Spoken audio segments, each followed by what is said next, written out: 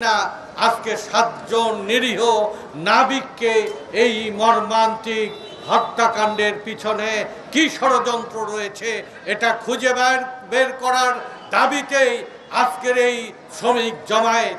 এই শ্রমিক জমায়েতের আগে সরকার এবং প্রশাসনের প্রতিটি মহলকে এই হত্যাকাণ্ড স্পর্শকাতর এবং গুরুতর একটা উদ্দেশ্যমূলক হত্যাকাণ্ড হিসাবে চিহ্নিত করে আজকে ব্যবস্থা নেওয়ার জন্য দাবি করছি।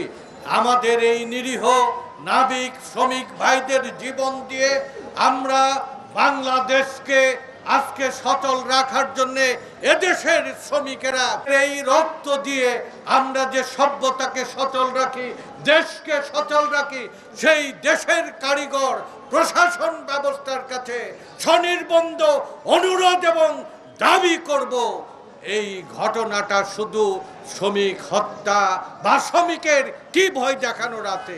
শ্রমিকেরা তো নিঃস্ব সর্বহারা, ঘরে শান্তি নেই, পথে নিরাপত্তা নেই, পেটের জঠরের যন্ত্রণা, অভাব দুঃখ যন্ত্রণা, তাকে কে কি ভয় দেখাবে।